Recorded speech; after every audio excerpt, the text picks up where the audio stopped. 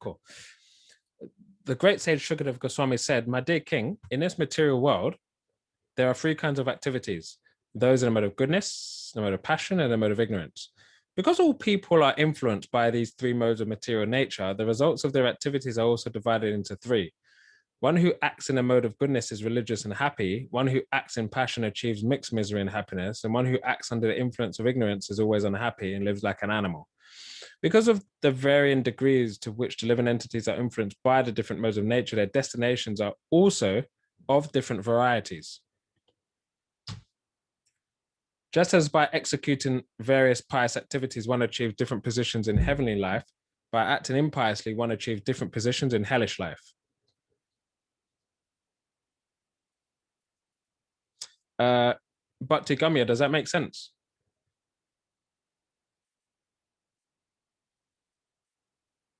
And everyone. I was saying Bhakti Gamya because we was talking a little bit about the differences in different positions of the heavens. Hi, Haribol, sorry about that. I had to like. Yeah, no, can you that's just repeat what you said, please? Because I wasn't able to hear for a second because something went off in the background. Sorry. Yeah, no, that's fine. It's just because we were talking about how do people get into the subterranean heavenly planets instead of the upper heavenly planets. So it's just got here, by executing various pious activities, one achieves different positions in heavenly life. And if you're impious, you achieve different positions in hellish life. Brilliant, thanks. Thank you.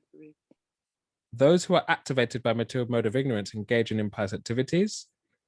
According to the extent of their ignorance, they are placed in different grades of hellish life. Because of ignorance, every living entity has been carried by various desires into thousands of different hellish planets since time immemorial. I shall try to describe them as far as possible. If one acts in a mode of ignorance because of madness, his result in, within the hellish planetary system, first of all, you go there and you don't have to spend eternity there. It's a different conception to the standard model that we hear in Christianity or Islam. And the particular hellish planet you go to is dependent on how malicious you are. So there's three different types of intensities or levels. The first is someone acting in ignorance because of madness, resulting in the misery, is less severe. Second is someone who acts impiously but knows the distinction between right and wrong activities, is placed in a hell of intermediate. And for one who acts impiously and ignorantly because of atheism, like this a blatant denial of God, the result in hellish planet, hellish life is the worst.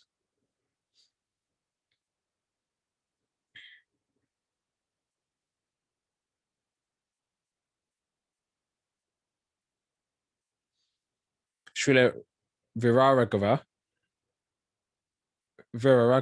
Acharya mentions that the misdeeds that we have are in thousands, and then says you can't really actually number them. It's impossible to narrate them all.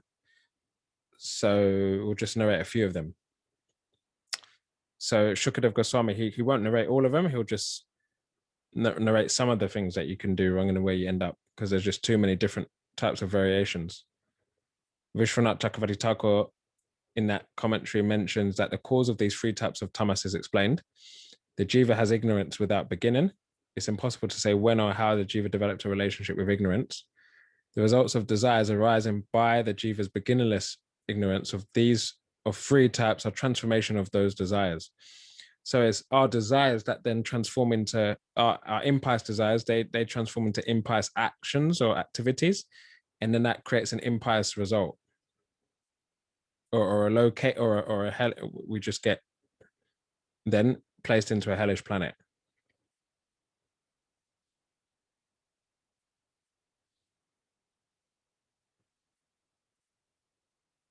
Shukadev affirms that the existence of the hellish planets lie between the Garbhodaka ocean and Patalaloka. Yeah, so the bottom of the universe, the bottom of the top of the ocean, or Garbhodaka ocean, but underneath Patalaloka, that's where the hellish planets are. So we've got 7 subterranean. So underneath Earth is 7 subterranean and heavenly planets, Pitriloka, and the hellish planets as well. So Prabhu, are these planets submerged in the water of the Garbhadaka Ocean somehow? They're just above it. They're just above it. Okay. Yeah, they're just above it.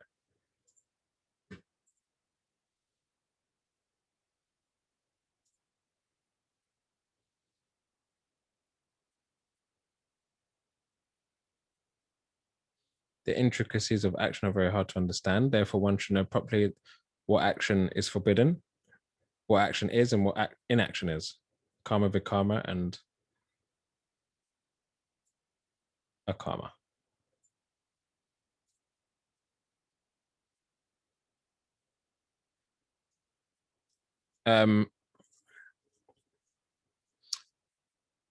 And just a description of some of the hellish planets. On this very dark planet, the sinful man is chastised by Yamadutas, who beat and rebuke him. He's starved and given no water to drink. Thus, the wrathful assistants of Yamaraj cause him severe suffering and sometimes faints from their chastisement. So, the hellish planets, you get given a body that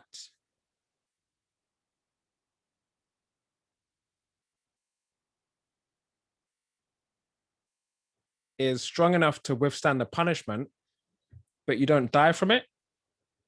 So you constantly get, someone constantly gets punished again and again and again.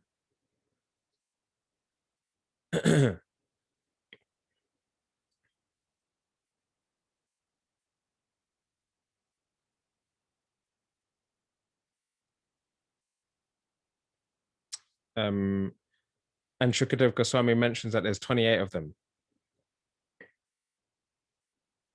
So let's look at a few others.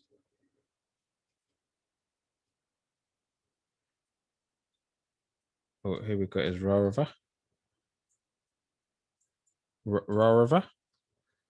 In this life, an envious person commits violent acts against many living entities. Therefore, after his death, when he's taken to the hell by Yamaraj, those living entities who were hurt by him appear as animals called Rurus to inflict severe pain upon him. Lone scholars call this Raurava. Not generally seen in this world, the Ruru is more envious than the snake. So the human is violent against many animals. Those animals get a chance to inflict pain on that person who inflicted pain on them in this hellish planet called Raurava. Does that make sense? So any animal or living entity that we commit violence against, if we go into this hellish planet, those same animals get to come back and inflict violence if that's their desire. Kumbhipaka. For the maintenance of their bodies and the satisfaction of tongues, cruel persons cook poor animals and birds alive. Such persons are condemned even by man-eaters. In their next lives, they are carried by the Yamadutas to a hell known as Kumbhipaka, where they are cooked in boiling oil. Yeah, so someone who's cruel and cooking animals alive, they get cooked alive in the hellish planet. Kala Sutra. The killer of a Brahmana is put into a hell named Kala Sutra, which has a circumference of 80,000 miles and which is made entirely of copper. Heated from below by fire and from above by the scorching sun, the copper surface of this planet is extremely hot. Thus, the murder of a Brahmana suffers from being burned both internally and externally. Internally is burning with hunger and thirst, and externally is burning from the scorching heat of the sun and the fire beneath the copper surface. Therefore, he sometimes lies down, sometimes sits, sometimes stands, sometimes runs here and there, and must suffer in this way for many thousands of years, as there are hairs on the bodies of an animal.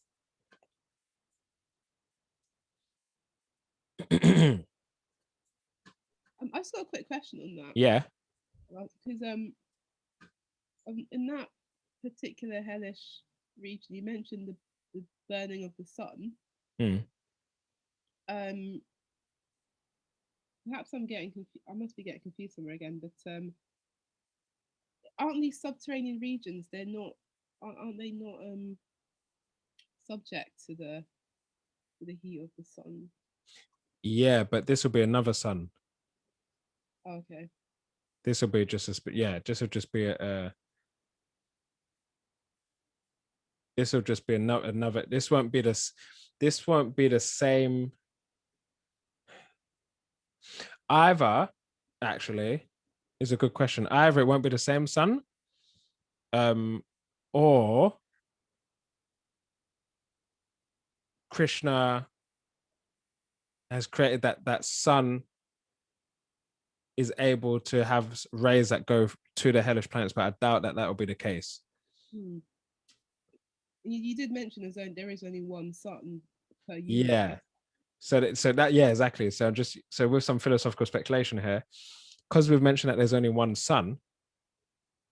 But the thing is here it doesn't indicate that this particular sun is orbiting. So let's have a look. 52614. Let's look at the Sanskrit.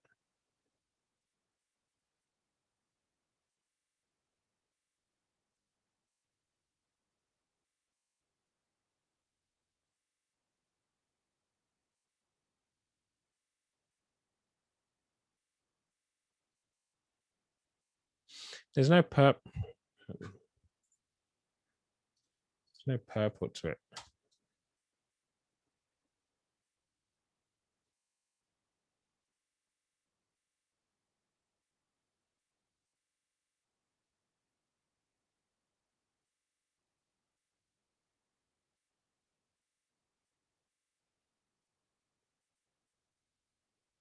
Yeah, there's no purport. And in verse 6, it says that the king of the Pitas is Yamaraj, the very powerful son of the sun god. But here it says the word the scorching sun, and then it says again the scorching heat of the sun.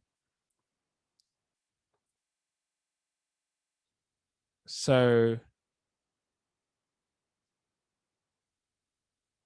now, if we go back to the subterranean, let's go to sunshine.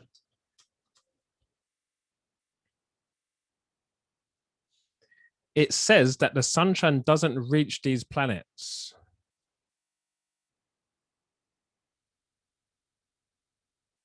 There is no sunshine in those subterranean planets.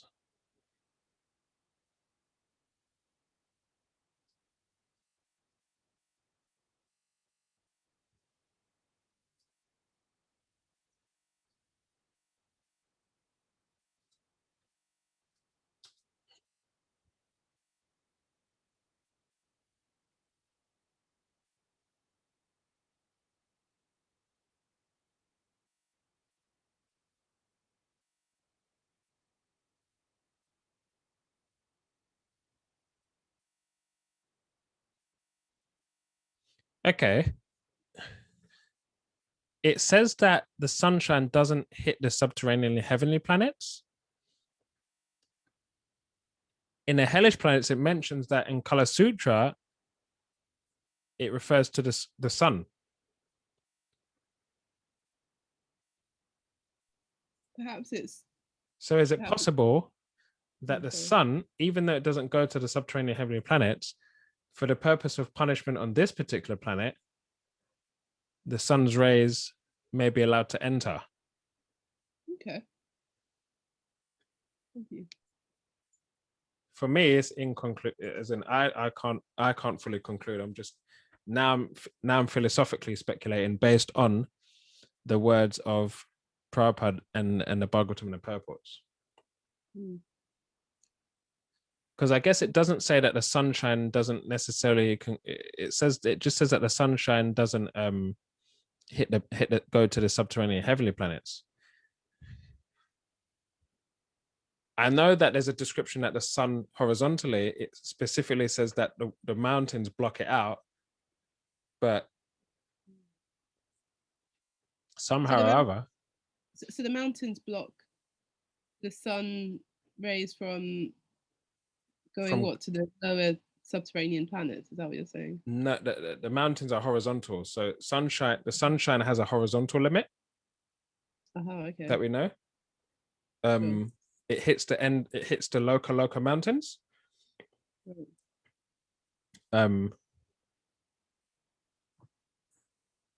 where the elephant, the big Gajrapatis, that big elephants sit on top of all four compass directions. So we know that horizontally, the sunshine or the sunlight has a limit. But it doesn't necessarily mention that the sun has a limit vertically. All we know is that the sunshine does not go onto the subterranean heavenly planets. So it's possible that somehow or other the sun is allowed to enter, or somehow or other there's some manifestation of the sun or the sunshine or some sort of sunlight on Kala Sutra, which is this hellish planet we're talking about. He is, but because it says, because it doesn't, yeah. It's, and also what you said earlier, what we read earlier, is that there's only one sun in the universe. So I'm presuming that for this, the purpose of this particular punishment, these people on this planet, this hellish planet, are exposed. They're exposed to the sun.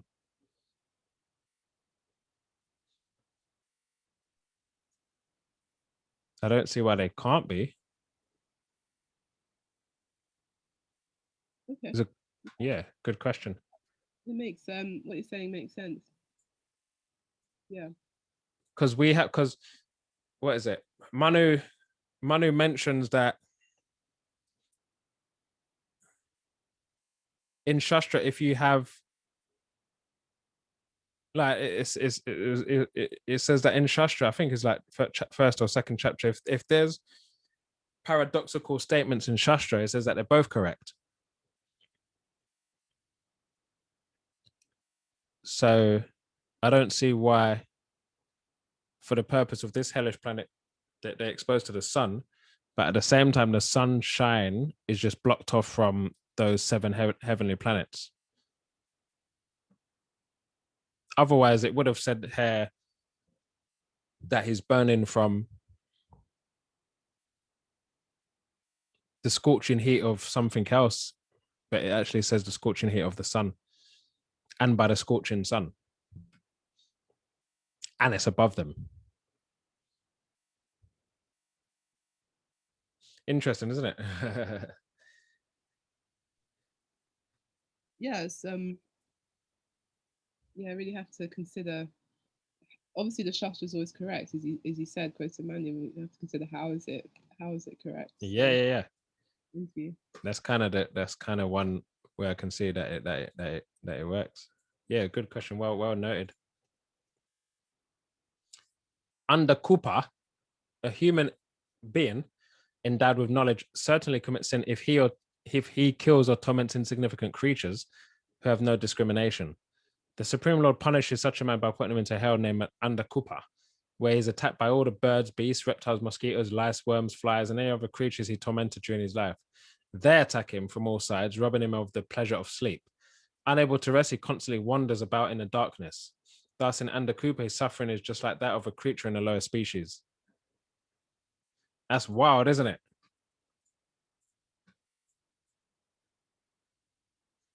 Can't sleep because the creatures keep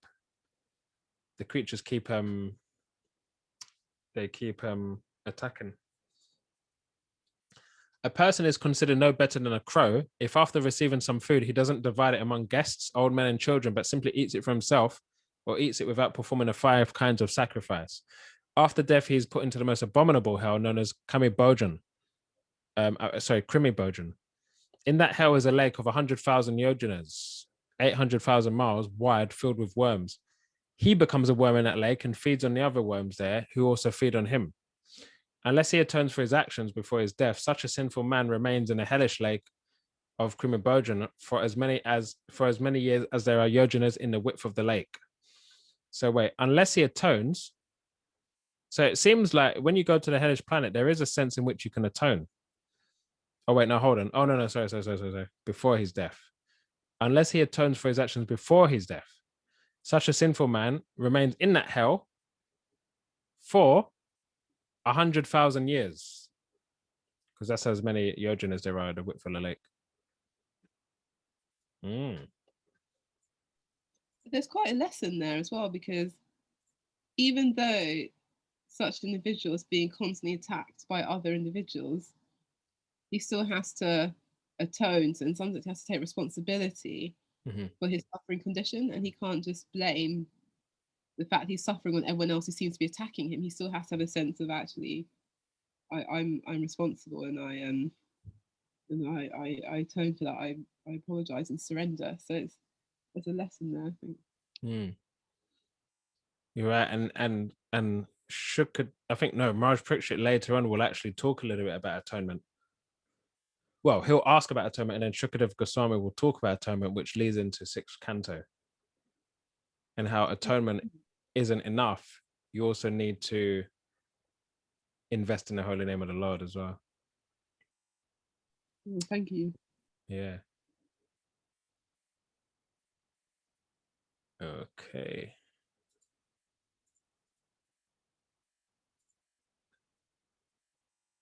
Next one will be the hellish planet's Paryavartana. A householder who received guests or visitors with cruel glances as if to burn them to ashes is put into a hell called Paryavartana, where he is gazed at by hard-eyed vultures, herons, crows, and similar birds, which suddenly swoop down and pluck his eyes out with great force. So yeah, don't give any dirty looks to your right. So you know, you've got a guest in, and you start burning them to ashes with your dirty looks. You know, so if that's a rig, then you go to Paryavartana, and then these vultures pluck your eyes out. According to the Vedic etiquette, even an enemy who comes to the householder's home should be received in such a gentle way that he forgets that he's come to the home of an enemy. A guest who comes to one's home should be received very politely. If he's unwanted, the householder should not stare at him with unblinking eyes, for one who doesn't so will be put into a hell known as Paryavartana after death, and there will be many ferocious birds like vultures, crows, and cockneys which will suddenly come upon him and pluck his eyes. I'd say that's a brilliant picture that you put with that description. For this, yeah. With that.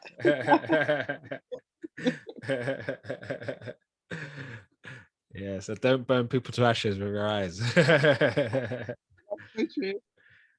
Oh, man. I remember when I first read that one, I couldn't stop laughing. I was thinking, oh my God. It's yeah, all these different planets are very powerful. In the beginning, the 2nd and 3rd cantos of Bhagavatam, I've already described how one can progress on the path of liberation.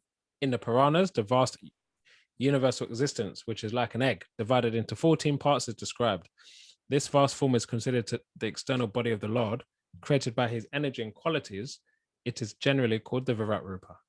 If one reads a description of this external form of the Lord with great faith, or if one hears about it, explains it to others to propagate Bhagavat Dharma or Krishna consciousness, his faith and devotion in spiritual consciousness, Krishna consciousness, will gradually increase.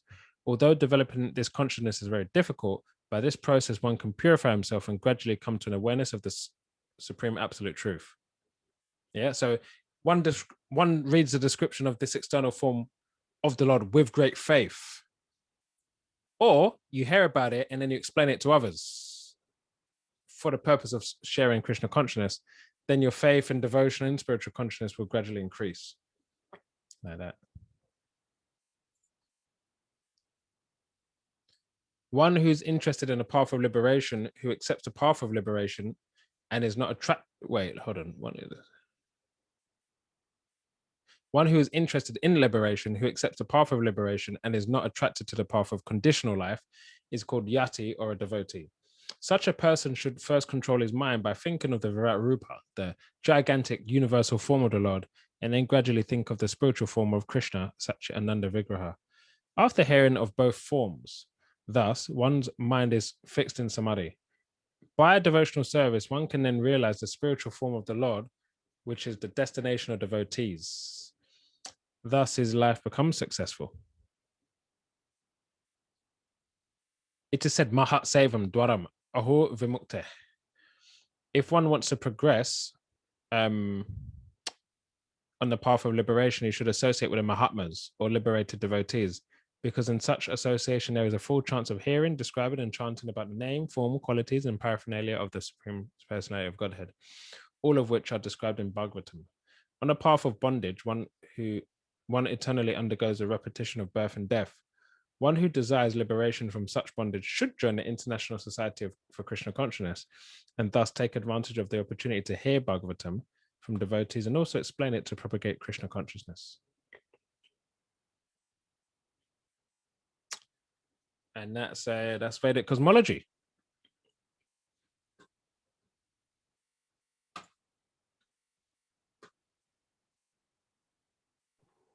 Wow, it's brilliant. Thank you so much, Prabhu. Yeah, thank you. I had a question around the sunset and sunrise. Yes. So you said that, like, I think the way you explained it was that, how do you explain the different sunset and sunrise times on this planet?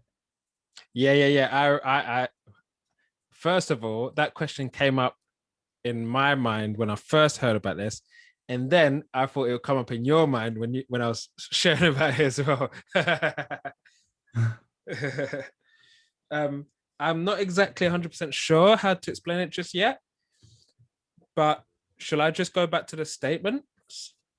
Yeah, I'll sure. go back to the statements, and that's the kind of, I mean, we can find a conclusion with the Acharyas, so I'll just go back.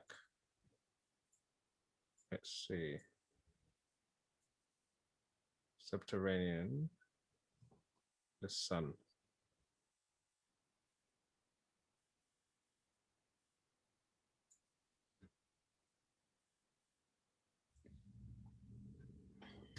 Okay. Yeah, no, please continue. Go ahead. Yeah, the other question before I forget is the descriptions of heavens that are given in other religions. Are those that can we map them to the heavenly planetary abodes that we see descriptions of in the Bhagavatam? Good questions.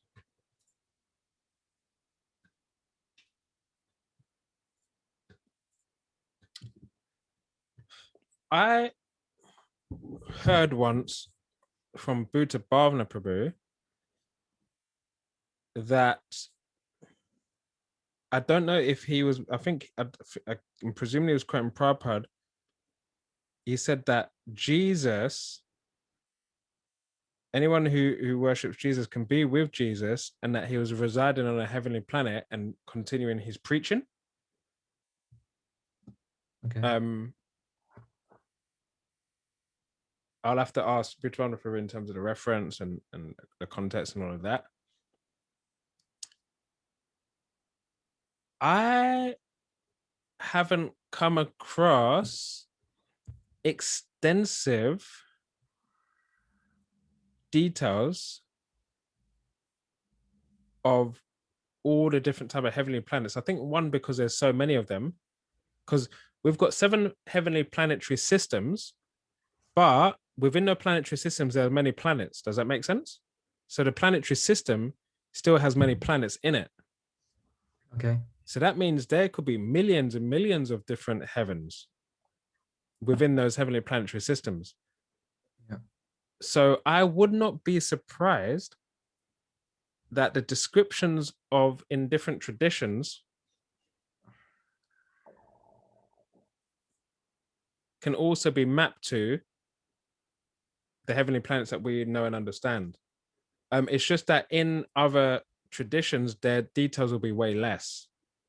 Mm-hmm. Now, another thing, Bhakti Tirthamraj in Spiritual Warrior 1, he talks about how the Bible does talk about the difference between heavenly planets and Vaikuntha. He mentions that the Bible makes a distinction between the kingdom of God and the heavens. Does that make sense? Yeah. So that's same with us. We also make a distinction between Vaikuntha and the upper planetary systems. And he says that in the Bible, it says, like Genesis, he says that God was situated in the kingdom, in his own kingdom, and then he created the heavens. And it makes a point. If he created the heavens, that means he wasn't himself in heaven. So where was he? He was in a spiritual world. So, but it's just that the details of the heavens and what happens there, the species there, they'll be way different. But I wouldn't be surprised that you can map it. I know in Islam, I don't know too much about the heavens, what they talk about in the heavens. I think Islam, they're talking about the 99 virgins, I think that you receive. Heavens in Christianity, I haven't come across too many descriptions of them. But we know that in the subterranean heavenly planets and the upper heavenly planets, that there's definitely those kind of opposite gender delights that take place. So we know that for sure. But yes, it's a good question. I would say that I would presume that every other tradition that talks about heavens, the Vedas covers, but then the Vedas has more details on it, probably in a different Purana. That's how I'd guess. Because the Vedas covers many details of all the other traditions, descriptions of earth and creation as well. So why wouldn't it also do that? In Genesis, it says that in the beginning was a logos, or the word. And then Satyaraj Prabhu mentioned, that word was Om. So we consider that we're more details of the things that, so we're aligned with them, but then we just have more details. And that, so yeah, I would assume that it maps. Also description of demigods or angels. There's definitely a correlation there as well. So yeah, I'd definitely be interested in understanding more about that. And I'm presuming even the hellish things that they talk about would have some correlation as well. Yeah, for sure. In terms of the sun, I'm sharing my screen. Yeah, I'm sharing my screen. Yeah. Now, how do we describe the sun rising and setting in different planets on this earth?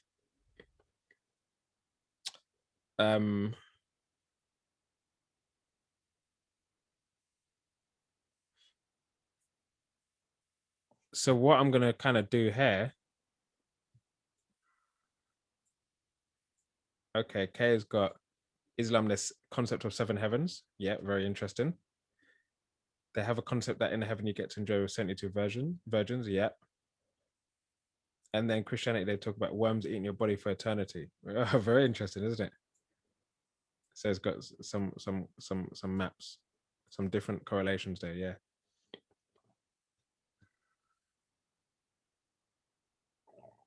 And I only showed a few hellish planets just for the purpose of the presentation. There's loads. There's more description of the different ones in them. Like if you don't follow Varnashram, and all sorts of different ones there as well. The sun. Okay. So let's read what Vishwanath Chakravarti Thakur says about it, and then I'll let you know up to what the sense I made of it personally, and see what you think. So it's got here. The sunrise means, so what he's equating the sunrise with how you're seeing it, perceiving it as a person. So it says that apparently you're seeing the sun in contact with the earth, but you're not. And midnight is the sun being in a very far position away from the observer. I mean, another question you can even ask is, pilots, if pilots fly towards, the opposite way of where the sun is, how does that work with time and all of that? But here's got it. Vishwanath Chakravarti Thakur, it looks like what he's trying to indicate is that midnight is the idea of the sun being very far away from us, or me as an observer, which is why midnight happened. That's midnight. And there was another one here.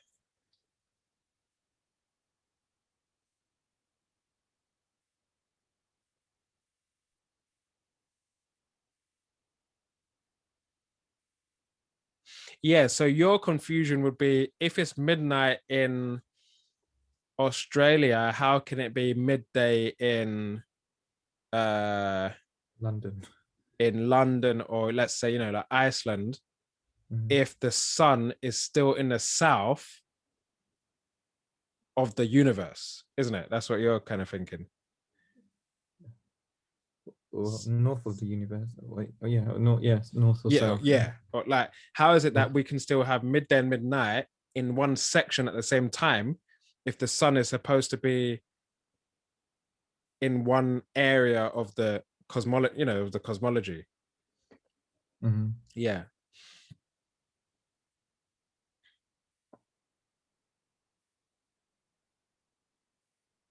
It's a tricky one because the perception of the shape of, because I don't exactly know how the continents look on Bharat Varsha.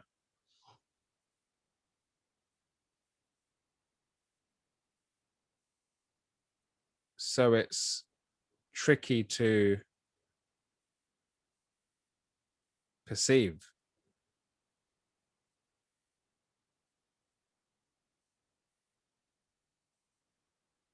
I'd probably have to put that question on hold and ask. I think I asked.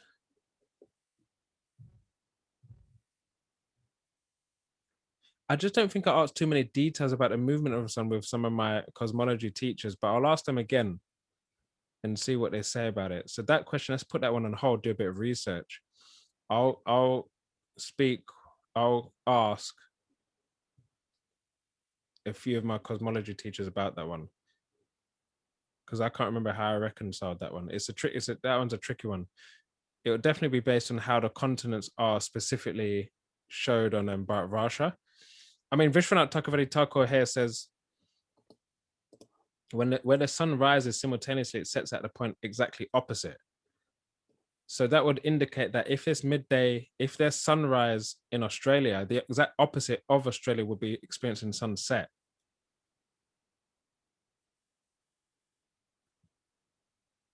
Yeah.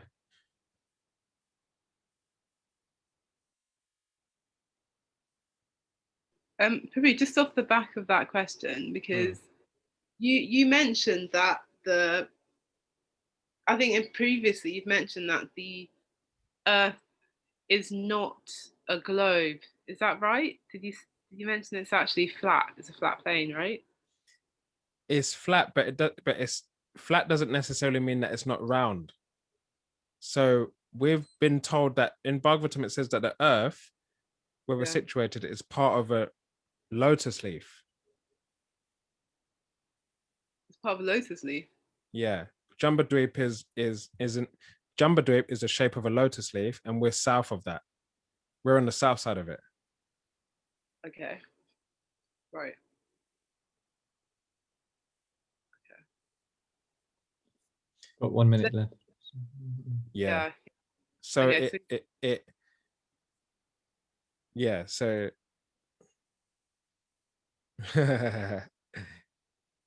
it says that it's part of that Jambudvip is part of it resembles that of a lotus flower.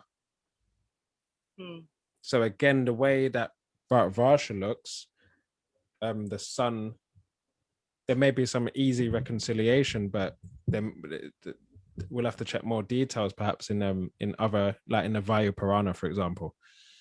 Other Puranas may give some clarifications of extra details.